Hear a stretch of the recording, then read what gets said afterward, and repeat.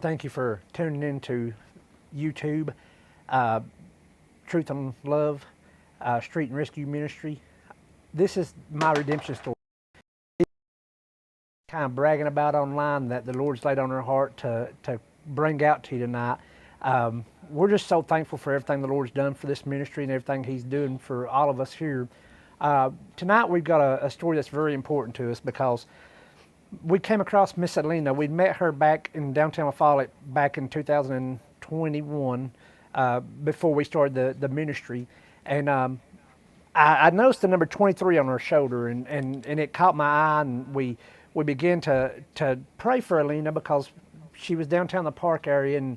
And so after a course of a couple of weeks, we didn't know where Alina had went to and didn't know who she was or nothing about her. So we kept praying for her through that year, and she came back up to the ministry building. We didn't connect the dots there that this was the same Alina that we'd met downtown, but she came in here and done her testimony live on her recovery page. And as she done her live testimony, I wanted to call her and tell her how good of a job she done and how just blessed we was by hearing her testimony. And when she came back up here, the Lord kind of put all the dots together and let us realize who it was. And it was the girl with the number 23 on her shoulder. And it was just such a blessed night for us to be here. And it's just a reminder of what prayer can do. And we just kept praying for Alina. And, you know, the Lord's so faithful and so good to us. He brought her back through the program. And now we're here tonight doing the My Redemption story. And we're going to be focusing on the redemption of Alina. So we're going to start by asking some questions. This is Alina Hardin. She's been clean now for 15 months, as she was telling me. She's just a blessing to be here tonight. But I want to ask you first, I want to talk to you about how long was you in your addiction?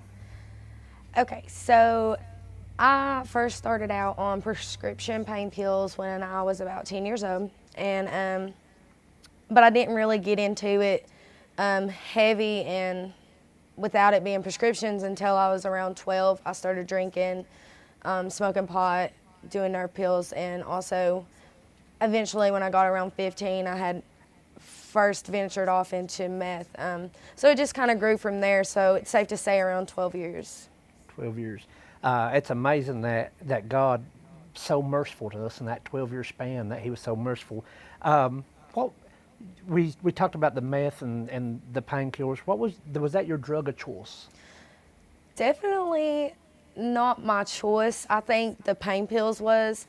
But the further into my addiction, I think the combination of both an opiate and the meth was really what I found was my downfall. Absolutely. So during this time, was you smoking the meth? Was you snorting? I mean, how was you administering the meth? I started out snorting and smoking it, but eventually, I want to say I was 17 the first time I ever tried IV drug use, and that's really where I started going downhill. And yeah, absolutely. Yeah, it's just so bad when you see people turn to the needle. Because it just takes over, seems like. Yeah, it does. How did it affect your family during this time? Your husband, your kids, your boyfriends, your mother, your dad? Well, it definitely changed me. I mean, I think during that time I was definitely striving for attention from my mom. She was in addiction as well at the time. But for my brothers and sisters, they seen, their sister I had just graduated high school. And I remember the first time I had tried it. I had just graduated high school. I was writing a paper to go to college for a scholarship, and just they seen me go from like this very hard-driven woman and trying to develop into a woman to somebody that never came out of the house. I was totally depressed. I was all about drugs. So it got to where they just didn't want anything to do with me, and I don't think it was really they didn't want anything to do with me. It was hard to have anything to do with me. Because when they did talk to me, I mean, I always wanted something or needed something, or I was just taking things from them. I mean, it was a bad effect. Yeah. So we talked about the family a little bit. What was your hardest struggle during the time of an addiction? What did you struggle to come up with the money for it? Did you struggle? You said depression and anxiety. Was this your hardest struggles during the addiction?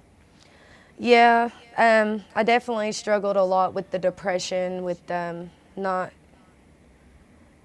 I was raised, you know, my brothers and my sister, we were all really close because, you know, I was raised family's all you got. And the big hole that I caused, you know, between us, that I struggled a lot with that, you know, not ever being around them, them not wanting to be around me. I struggled a lot with later on in life not being around my son because, you know, getting high was just so important. And I didn't see it then as it being more important than my son, you know, but looking back on it, you know, I put that in the place of being with my son. So, You know, it's so amazing to see you now with your child. yeah. I mean, Jordan's just a little rock star. I love Jordan to death.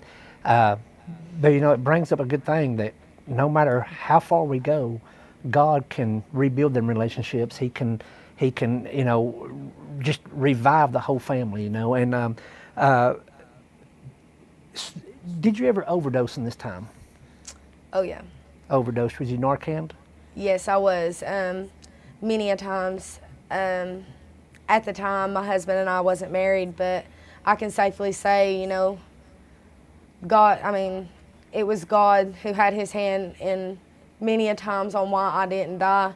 But there was a time as well that my husband, he Narcaned me twice, and it wasn't doing nothing. He started breathing for me, and by the time the ambulance got there, they Narcaned me another time or two, and they had that breathing bag on me.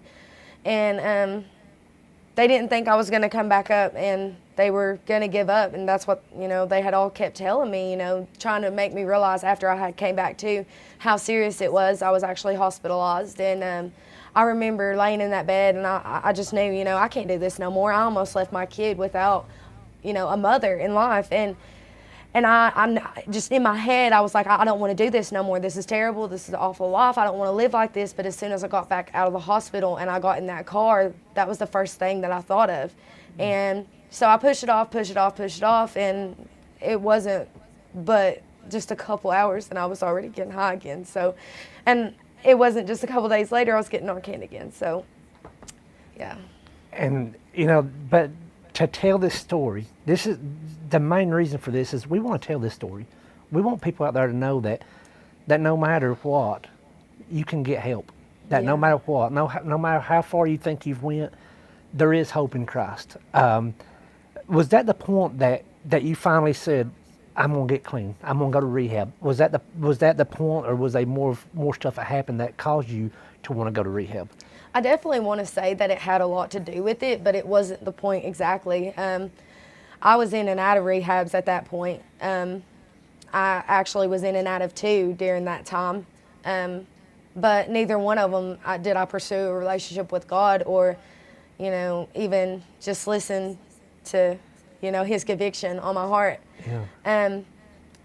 And I never realized all that time that, you know, that was the missing piece, but it took a lot more pain.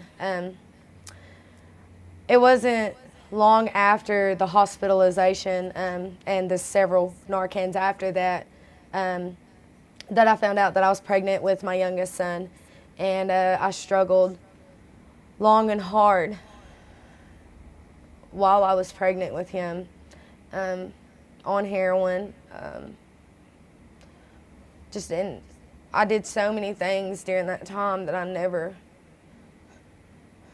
you know, growing up, I never thought that, you know, that I always wanted to be a mom, you know, and I never thought that, you know, I was going to be a mom that was going to be an addict. You don't, I don't know what I'm trying to say, but You don't plan that in life. you don't want to grow up and be an addict, but something over that was, I never thought that I would ever do it while I was pregnant, you know? And for me, during that time, I struggled a lot with depression, and even to the point where I just didn't want to live anymore. Yeah, absolutely. I remember many a nights, you know, I would be getting ready to use, and just as strange as this sounds, I would pray to God that either, you know, I could just set it down and walk away, or that it would just take me out. Yeah. And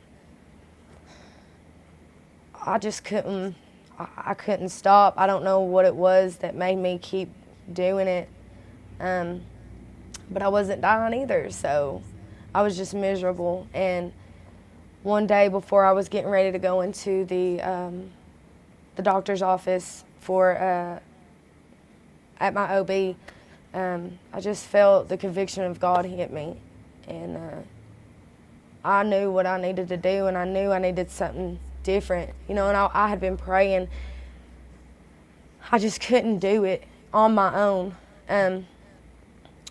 So yeah, I guess that point was when I was using while pregnant. It took me the whole pregnancy, but God pulled me out of it because I couldn't do it alone. I tried. Yeah, absolutely. No matter how hard you try, I mean, it's, you know, and another thing is, Alina, is, you know, we're kind of taught to not reach out for help. It makes us look weak to reach out for help sometimes. That's the kind of like what the world standard is. But you reached out for help, and you received help, and now here you are, 15 months clean, living. I think you're living a good life. I mean, got Jordan, got the babies. I mean, there's hope. And that's what the redemption story, my redemption story, that's what it's all about. It's knowing that, you know, how low you was in life and how far down you'd went, that God never gave up on you, that he was always there for you, and he lifted you up. And it's just, that's what I want you to tell today is people that struggling, that think there's no hope, there's always hope. Yeah. And you are a great story of hope.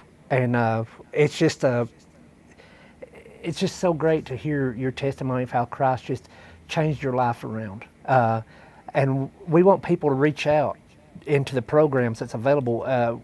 Alina here, she's hopefully coming down volunteering more for us, and you can reach out to her on through the Facebook page, and you know, there's somebody there for them. If they, you know, you may think that you're in a dark place that there's nobody to talk to.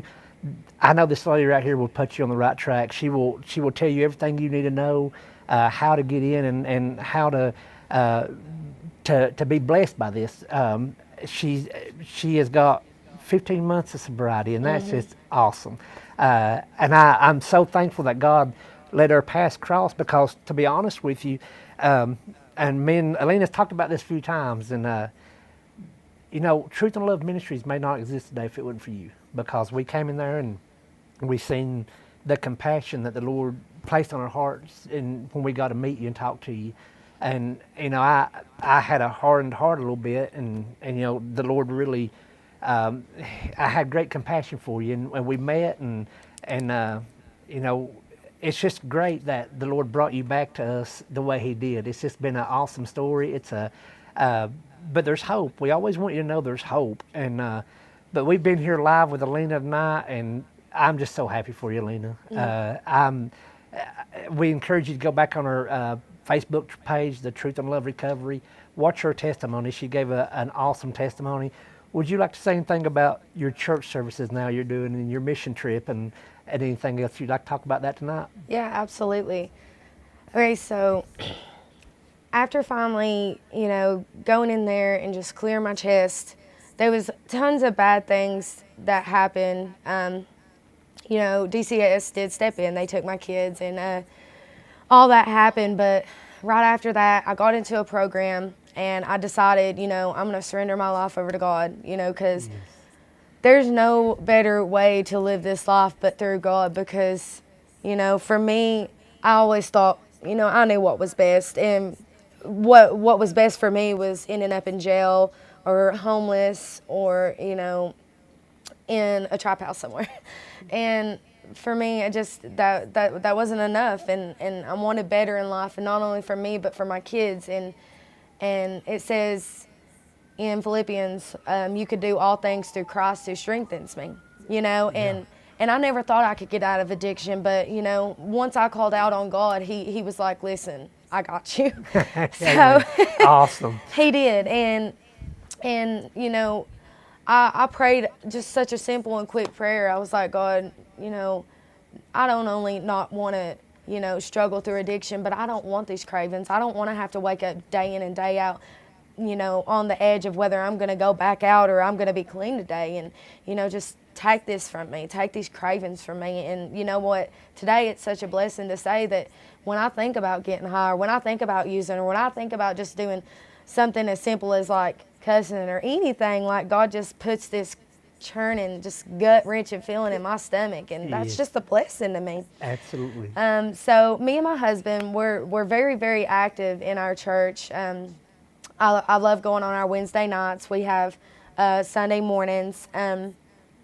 Sunday evenings, we do a downtown ministry where we feed the homeless. And not really ironic, and it's not even really a coincidence. I think it's all in God's work. Absolutely. That one point in time, I was on one end of those tables, homeless and a hopeless addict. And now today, God's put me on that other end, trying to give that Yes. experience, strength, and hope. Yeah. In that same area, kind of where we met downtown, I now can go down there and share with people, things that I've been through. And most of it they know, because a lot of them I do know. But, it's really nice to go down there and share about the things that they don't know, about the things that God's done in my life since getting clean and sober. And that's just a blessing to me. Then coming here, I've also shared at Roads to Recovery, and there's just so many great places that, I go, and I share what God's done in my life. One of the things that I thought I'd never do, you had mentioned a mission trip. When they first mentioned a mission trip at church, it kind of perked my ear. I was like, okay, that sounds nice. But, I can't ever do nothing like that. And then that second time around, I heard it again, and I was like, okay, that sounds interesting, and I was very interested, but I was telling myself, it's kind of interesting. But then, I'm telling myself in my head, I could never do anything like that.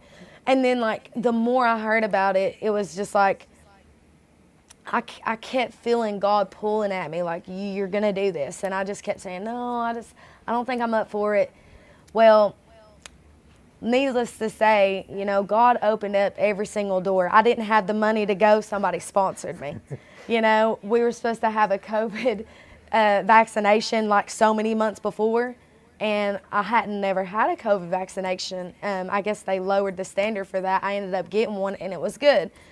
We were supposed to be able to pass a COVID test before getting onto the plane.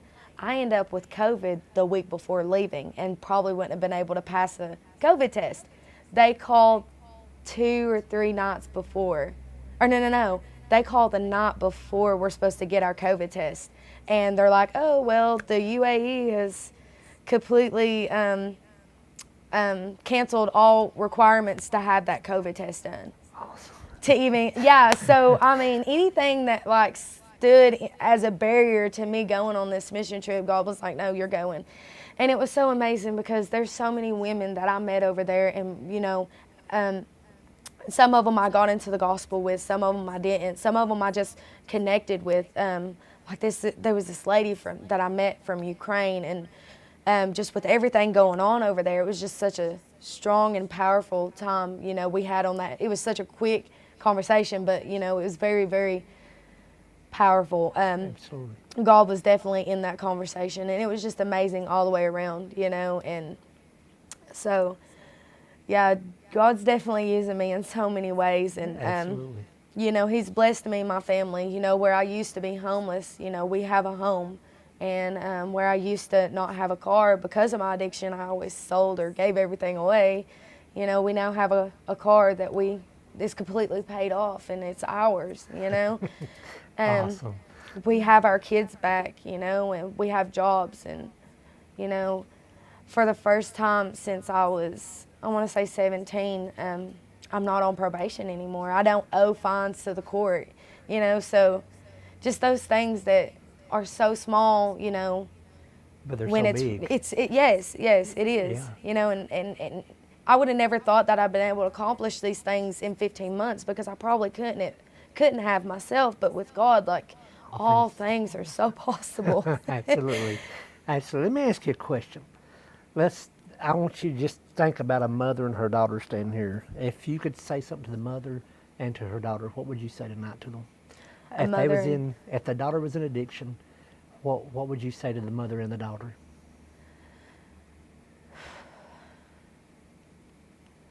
Lord, definitely turn it over to God. One of the passages that really caught my eye and God brought to my attention was, "Be still and know that I am God." You know, so for the mother to be patient with the daughter, you know, don't. It's really hard as an addict, you know, to feel like you're alone, Yeah. you know, and it wasn't until my family really started seeing change in me that till they started talking to me again. But, you know, for somebody to believe in you and encourage you regardless, you know, that's major, you know, but to turn it over to God, you know, allow God to lead you. Absolutely, absolutely. This is why we want to do a redemption road story, my redemption story. Um, we are big proponents of my redemption because Alina sits here tonight, redeemed by the blood of the Lamb, Yeah. overcome by the word of her testimony and by the blood of the Lamb, and it's so great to hear these redemption stories that we know it's possible. We know it's possible whenever. One thing I'd like to remind you of, I don't know if our phone number's on the board or not, but Truth and Love Ministries, we're here 6 days a week. We get here around 5:30, 6 o'clock, and we don't usually leave till 9:30 or 10 sometimes. I was talking to a lady in my father the other night, and she had a son to OD a couple times. And I asked her, I said, who did you reach out to? Who was there to reach out to talk to? And she said, I didn't have nobody to reach out to. That's why we want to be here at Truth and Love Ministry. We want to be somebody you can reach out to. Maybe you're a mother just needing prayer. Maybe you're just a mother that needs to talk to somebody about your kids in addiction. Or maybe you're in addiction and you want somebody to talk to. When you walk in this building, you'll not be judged. We don't judge nobody here. We don't judge you. We love you. But if you have something you want to talk about, get a hold of us. Find us on Facebook. We don't care where you're at. We'll do anything we can do to help you find your redemption, to help you get out of the situation you're in. If you're in a dangerous situation, reach out to us. We got Facebook. We've got all these little things, all these little ways you can get hold of us. You can leave a comment in the messages, and we can email you or whatever. But anything you need, just reach out to us because we really want to see one life. If it's just one life that's going to be saved from addiction or from overdose, it'd be worth it just to get that one person. So if you have a need, please reach out to us. But Alina, I thank you so much for coming on. I've been looking forward to this story so much because it's just so great seeing you now. I think that we put the before and after pictures on Facebook or on YouTube channel too, and we're just excited for your future. Just what you bring into this program here, you bring in that, just like so many of the volunteers, they bring in that survival. They survived. They went through the hardest things, and God was with you. I mean, it's just knowing that the Bible says that He'd never leave us nor forsake us, but He'd go with us all the way to the end. Just knowing that and seeing it developing in your life, seeing your life change was just so awesome. And we love you, Alina, and we want you to be at Truth and Love anytime you can be here. Absolutely. But good night from us, and we love you. And if you have a need, please reach out to us.